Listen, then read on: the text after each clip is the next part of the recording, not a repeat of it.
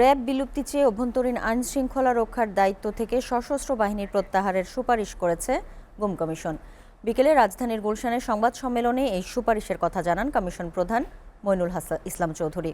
সন্ত্রাসবিরোধী আইন 2009 বাতিলের পাশাপাশি সব বাহিনীকে কঠোর আইনে জবাবদিহিতার আওতায় নেয়ার পরামর্শ দেন তিনি। এছাড়া স্মৃতি ও জবাবদিহিতার প্রতীক হিসেবে আয়না ঘরগুলোকে জাদুঘরে রূপান্তরের সুপারিশ করে গুম কমিশন। দেখুন সোহান খানের প্রতিবেদন। আওয়ামী লীগের শাসনামল 2009 থেকে 2024 সাল পর্যন্ত 15.5 বছরে অসংখ্য মানুষকে গুম করে ক্ষমতার যাত্রা আরও দীর্ঘায়িত করতে সবচেয়ে নিন্দিত ও ঘৃণিত পন্থা গুমের পথ বেছে নেয় ফ্যাসিস্ট শেখ হাসিনা ও তার দোসররা। 2024 সালে বৈষম্যবিরোধী ছাত্র জনতার আন্দোলনে ফ্যাসিস্ট সরকারের মসনদ ভেঙে চুরমার হলে অন্তর্বর্তী সরকার দায়িত্ব গ্রহণ করে। এরপর গুমের ঘটনা খতিয়ে দেখতে গঠন করা হয় গুম কমিশন। শুরু হয় তদন্ত।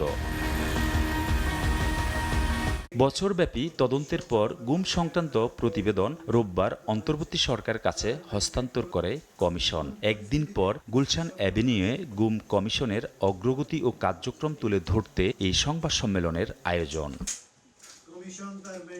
কমিশন প্রধান বিচারপতি মইনুল ইসলাম চৌধুরী গুমের পরিসংখ্যান তুলে ধরে জানান, মোট 1913টি অভিযোগ জমা পড়ে তদন্ত কমিশনে। এর মধ্যে যাচাই বাছাই শেষে 1569টি অভিযোগ গুম হিসেবে বিবেচনায় নিয়েছে কমিশন।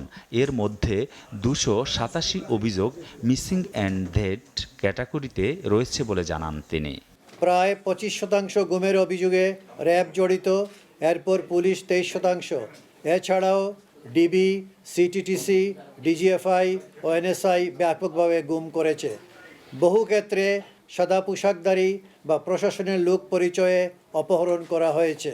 প্রতিবেদনে বলা হয়েছে, হাই প্রোফাইল গুমের ঘটনায় ক্ষমতাচ্যুত প্রধানমন্ত্রী শেখ হাসিনা, তার প্রতিরক্ষা বিষয়ক উপদেষ্টা অবসরপ্রাপ্ত মেজর জেনারেল তারিক আহমেদ সিদ্দিকী ও তৎকালীন স্বরাষ্ট্রমন্ত্রী আসাদুজ্জামান খান কামাল সরাসরি জড়িত। Because the immediate past Prime Minister wanted to cling to power at any cost. বেশিরভাগই তো ছিল যে 251 জন নিখোঁজ, they were the political opponents of the then regime. Mainly এগুলোকে বিএনপির লোকজন পাওয়া গেছে এবং জামায়াতে ইসলামের বা ওদের অঙ্গ সংগঠনগুলো পাওয়া গেছে। আর আপনারা দেখবেন আরেকটা প্যাটার্ন দেখবেন, প্রতিটা জেনারেল ইলেকশনের আগে 6 মাস 1 বছর আগ থেকে আপনার গুম ম্যাসিভ স্কেলে শুরু হয়েছে।